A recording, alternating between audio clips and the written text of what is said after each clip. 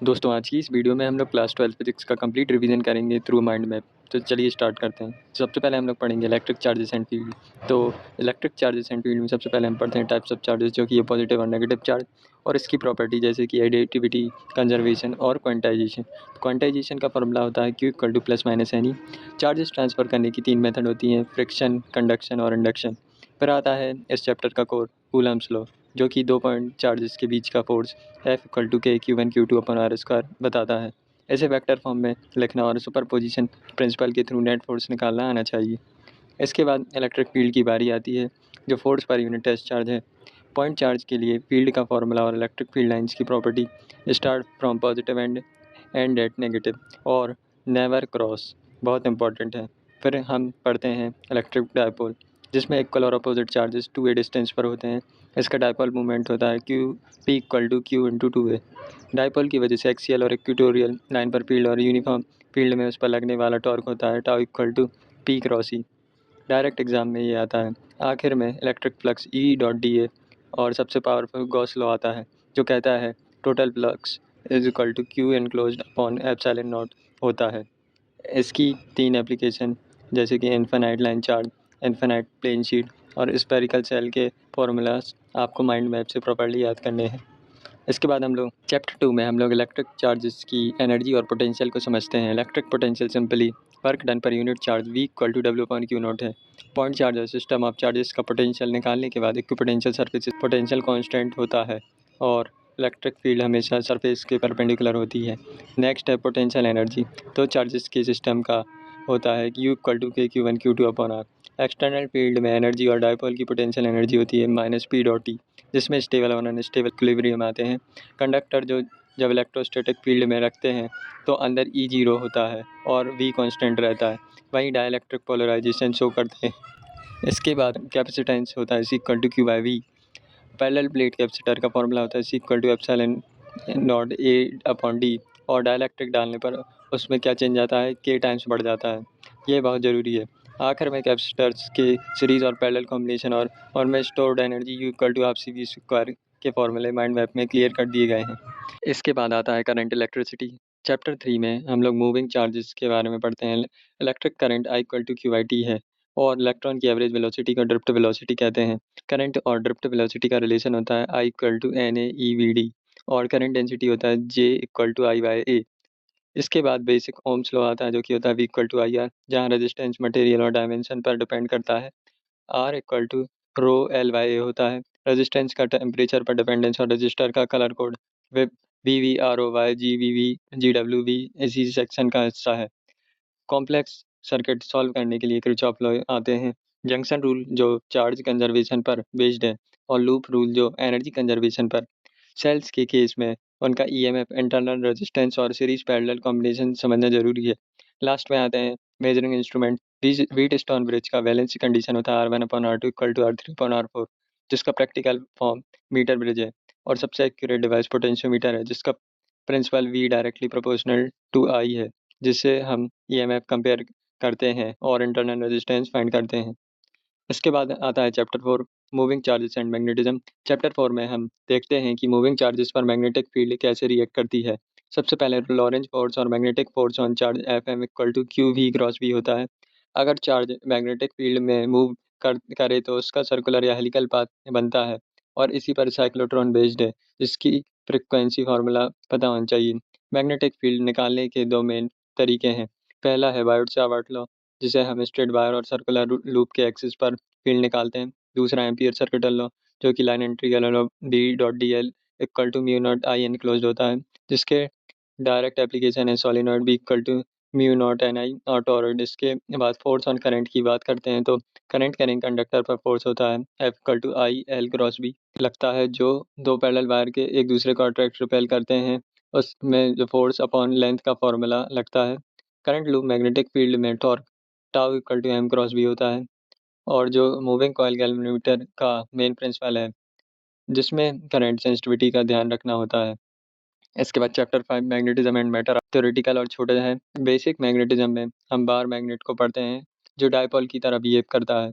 उसकी field line outside N to S होती है, इनसाइड एस टू एन होती है। यहाँ मैग्नेटिक मोनोपोल एग्जिट नहीं करता और जिसका फार्मूला इलेक्ट्रोस्टैटिक से बिल्कुल मिलते जुलते हैं। अर्थ मैग्नेटिज्म एक इम्पॉर्टेंट टॉपिक है जिसमें 3 एलिमेंट हैं, magnetic declination, angle of inclination और horizontal component H E equal to V cos delta होता है। मटेरियल की मैग्नेटिक प्रॉपर्टी डिफाइन करने के लिए कुछ टर्म्स हैं जैसे कि magnetization M, magnetic intensity H, magnetic susceptibility और परमिएबिलिटी, जिसके इनके पास के रिलेशन जरूरी है। आखिर में सभी मटेरियल का क्लासिफिकेशन 3 कैटेगरी में होता है, डायामैग्नेटिक, पैरामैग्नेटिक, फ्रीली अट्रैक्ट और पैरामैग्नेटिक स्ट्रांगली अट्रैक्टेड, जिसमें डोमेन थ्योरी लगती है। इसके बाद आता है chapter number 6, electromagnetic induction. EMI में इलेक्ट्रिक और मैग्नेटिक फील्ड के असली कनेक्शन दिखाता है।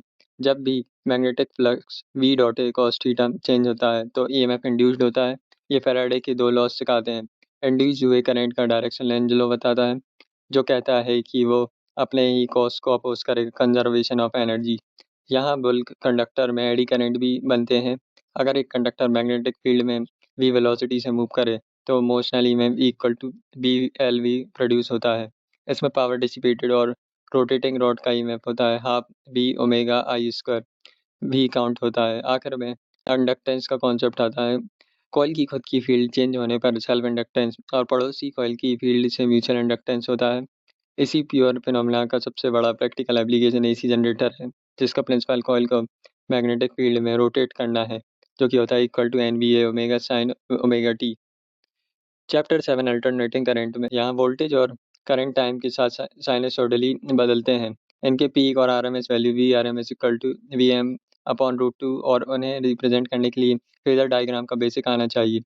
फिर हम एसी सर्किट में प्योर आर एल और सी को अलग अलग लगाकर फेस रिलेशन देखते हैं। जब तीनों एक साथ L C R series circuit में लगते हैं तो टोटल रेजिस्टेंस को इम्पीडेंस जेड कहते हैं। इसमें सबसे खास कंडीशन रेजोनेंस की है, जब X L equal to X C हो जाता है और करंट मैक्सिमम होता है। पावर इन एसी सर्किट में इंस्टेंटेनियस और एवरेज पावर का फॉर्मूला आना चाहिए, जिसमें पावर फैक्टर होता है cos phi equal to R by Z. बहुत इंपॉर्टेंट टर्म है। अगर फेज डिफरेंस 90 हो जाए तो वॉटलेस करंट फ्लो होता है। चैप्टर के एंड में ट्रांसफॉर्मर्स और एलसी ऑसिलेशन है। ट्रांसफार्मर म्यूचुअल इंडक्टेंस पर काम करता है, स्टेप अप या स्टेप डाउन, और इसमें energy losses, flux leakage, resistance, eddy current और हिस्टैरिसीस को काम करना होता है।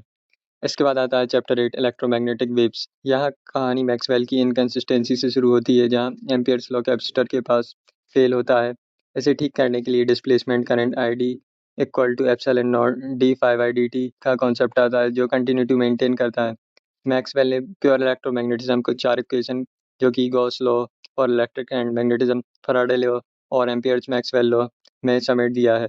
यहाँ से ईएम वेव्स प्रोड्यूस होती हैं बाय एक्सेलरेटेड चार्जेस। इनकी प्रॉपर्टी देखने तो ये ट्रांसवर्स नेचर की होती हैं। वैक्यूम में इनकी स्पीड सी होती है, ई और बी फील्ड म्यूचुअली परपेंडिकुलर होती है, E naught is equal to C B naught होता है, और इनकी एनर्जी डेंसिटी दोनों फील्ड। आखिर में ईएम स्पेक्ट्रम को याद करना है। Radio, micro, IR, visible, UV, X-ray और गामा रेज का ऑर्डर, उनके सोर्सेज, यूजेस और जनरल वेवलेंथ रेंजेस। और इसके बाद आता है chapter 9, ray optics and optical instrument. पहले रिफ्लेक्शन पढ़ते हैं, जिसमें laws of reflection, spherical mirror, concave, convex mirror formula आता है 1/f equal to 1/v plus 1/u, और मैग्निफिकेशन आते हैं। फिर रिफ्रैक्शन शुरू होता है, जिसमें स्नेल्स लॉ सबसे इंपॉर्टेंट है। कैंसर से रेयर मीडियम में जाने पर टोटल इंटरनल रिफ्लेक्शन का कॉन्सेप्ट और क्रिटिकल एंगल आता है, जिसका बड़ा एप्लीकेशन ऑप्टिकल फाइबर है। लेंसेज के सेक्शन में लेंस मेकर फार्मूला और लेंस फार्मूला आता है, साथ ही लेंस की पावर, डायोप्टर और मैग्निफिकेशन। लाइट को जब प्रिज्म से पास करते हैं तो angle of deviation, condition for minimum deviation, prism formula और लाइट का डिस्पर्सन, रंगों का टूटना कवर होता है। लास्ट सेक्शन में ऑप्टिकल इंस्ट्रूमेंट का है, जिसमें सिंपल माइक्रोस्कोप, कंपाउंड माइक्रोस्कोप और एस्ट्रोनॉमिकल टेलीस्कोप की मैग्नीफाइंग पावर के फॉर्मूलाज डायरेक्टली याद होने चाहिए। इसके बाद आता है चैप्टर 10, वेव ऑप्टिक्स। चैप्टर 10 में लाइट का वेव नेचर देखते हैं। सबसे पहले वेव फ्रंट और हाइजेंस प्रिंसिपल आता है। हाइजेंस बताता है कि वेव फ्रंट का हर पॉइंट नए वेवलेट्स का सोर्स बनता है। इसके जरिए रिफ्लेक्शन और रिफ्रैक्शन को प्रूवन करना एग्जाम में काफ़ी पूछते हैं। साथ ही लाइट के लिए डॉपलर इफेक्ट। फिर इंटरफेरेंस का मेन टॉपिक आता है, जब कोहेरेंट सोर्सेस सुपरपोज करते हैं, कंस्ट्रक्टिव और डिस्ट्रक्टिव इंटरफेरेंस की कंडीशन, पार्ट डिफरेंस और यंग डबल स्लिट एक्सपेरिमेंट में fringe beta equal to lambda D upon D का फॉर्मूला क्रूशियल है। सिंगल स्लिट डिफ्रैक्शन में लाइट कॉर्नर से बेंड होती है, इसका सेंट्रल मैक्सिमम मिनिमा की कंडीशन और इंस्ट्रूमेंट्स की रिजॉल्विंग पावर याद करनी होती है। आखिर में पोलराइजेशन का कॉन्सेप्ट आता है, जिसमें अनपोलराइज लाइट को पोलराइज करने के मेथड ब्रूस्टर लॉ, जो कि होता है 10 IP इक्वल टू एन, और law of Malus I equal to I naught cos square theta के रूल अप्लाई होते हैं। इसके बाद आता है चैप्टर 11, जो कि है dual nature of radiation and matter. Chapter physics को मॉडर्न एरा में ले जाता है। फोटो इलेक्ट्रिक इफेक्ट के ऑब्जर्वेशन हर्ट्ज एंड लेनार्ड बताते हैं कि लाइट पड़ने पर इलेक्ट्रॉन निकलते हैं, लेकिन इसके लिए एक मिनिमम एनर्जी चाहिए जिसे वर्क फंक्शन कहते हैं, और मिनिमम फ्रिक्वेंसी चाहिए जिसे थ्रेशोल्ड फ्रिक्वेंसी कहते हैं। इंटेंसिटी और पोटेंशियल का इस इफेक्ट पर क्या असर पड़ता है, उसके ग्राफ आने चाहिए। अल्बर्ट आइंस्टाइन ने फोटोन पिक्चर बनाकर इसे सॉल्व किया, और आइंस्टाइन फोटो इलेक्ट्रिक इक्वेशन दी, जो कि होती है kinetic energy maximum equal to H mu naught minus phi naught, जिसमें स्पोटॉपिंग पोटेंशियल और काइनेटिक एनर्जी का रिलेशन है। दूसरी तरफ मैटर का भी वेव नेचर होता है, जो डी ब्रोगली हाइपोथेसिस बताता है, जो कि होता है lambda equal to H P या फिर H upon M B. Electron की डी ब्रोगली वेवलेंथ का स्पेशल फार्मूला निकालते हैं। इसे प्रैक्टिकली डेविसन जर्मन एक्सपेरिमेंट ने इलेक्ट्रॉन डायफ्रैक्शन दिखाकर प्रूव किया, जिसका सेटअप और कंक्लूजन चैप्टर के एंड में है। इसके बाद चैप्टर 12 पूरी तरह एटम के स्ट्रक्चर पर फोकस्ड है। शुरुआत में रदरफोर्ड मॉडल से होती है, जिसमें अल्फा पार्टिकल स्कैटरिंग एक्सपेरिमेंट से ऑब्जर्वेशन मोस्ट पार्टिकल लेस पास सम डिफ्लेक्ट बताते हैं कि एटम होलो है और सेंटर में न्यूक्लियस है, पर ये स्टेबिलिटी एक्सप्लेन नहीं कर पाया। इसके ठीक बाद Bohr's model of hydrogen atom आया। बोर्स के पोस्टुलेट क्वांटाइज्ड एंगुलर मोमेंटम होता है L equal to NH upon 2 pi, जो कि इलेक्ट्रॉन की ऑर्बिट का रेडियस और उसकी वेलोसिटी का डेरिवेशन बहुत ज़रूरी है। इलेक्ट्रॉन के एनर्जी लेवल्स का सेक्शन बताता है कि टोटल एनर्जी नेगेटिव होती है En minus equal to 13.6 upon N square electron volt होती है। और आयनाइजेशन एनर्जी डालते हैं, जब इलेक्ट्रॉन लोअर एनर्जी लेवल पर जंप करता है तो हाइड्रोजन स्पेक्ट्रम बनता है। इसमें अलग अलग सीरीज जैसे कि लाइमन बालमन पास्चिन ब्रैकेट पी फंड मिलती हैं, जिनकी वेवलेंथ रेडबर्ग फार्मूला का यूज़ करके निकाली जाती हैं। इसके बाद आता है चैप्टर नंबर 13। चैप्टर 13 में हम एटम के भी अंदर यानी कि न्यूक्लियस में चलते हैं। न्यूक्लियर स्ट्रक्चर में प्रोटॉन्स और न्यूट्रॉन आते हैं, जिनका मास एटॉमिक मास यूनिट में मेजर होता है। न्यूक्लियस का साइज उसके मास नंबर पर डिपेंड करता है, R equal to R naught A की पावर 1/3, और उसकी डेंसिटी हमेशा कांस्टेंट रहती है।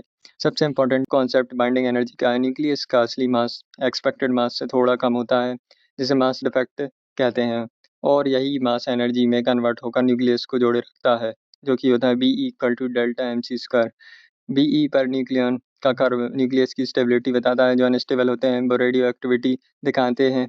लॉ ऑफ रेडियो एक्टिविटी क्या होता है, N equal to N T की minus lambda T. Half life और मीन लाइफ के फॉर्मूले न्यूमेरिकल के लिए जरूरी आने चाहिए, साथ ही अल्फा बीटा गामा डिके के टाइप्स। एंड में न्यूक्लियर रिएक्शन होती है, बाहरी न्यूक्लियस टूटना फिजन जैसे न्यूक्लियर रिएक्टर में, और हल्के न्यूक्लियस का जुड़ना यानी कि फ्यूजन जैसे स्टार्स में। इसके बाद आता है चैप्टर 14 सेमीकंडक्टर एंड इलेक्ट्रॉनिक्स। तो सेमीकंडक्टर आखिरी चैप्टर है, और इसमें हम मॉडर्न इलेक्ट्रॉनिक्स की बुनियाद रखते हैं। स्टार्ट करते हैं एनर्जी बैंड यानी कि वैलेंस और कंडक्शन बैंड के बीच की एनर्जी गैप से। सेमीकंडक्टर दो टाइप के होते हैं, इंट्रिंसिक प्योर और एक्सट्रिंसिक डोप्ड। एक्सट्रिंसिक में एन टाइप पेंटावेलेंट इम्प्योरिटी होती है, और पी टाइप ट्राइवेलेंट इम्प्योरिटी होती है। जब तक पी और एन टाइप को मिला देते हैं तो पी एन जंक्शन बनता है, इसमें डिप्लेशन रीजन और बैरियर पोटेंशियल क्रिएट होता है।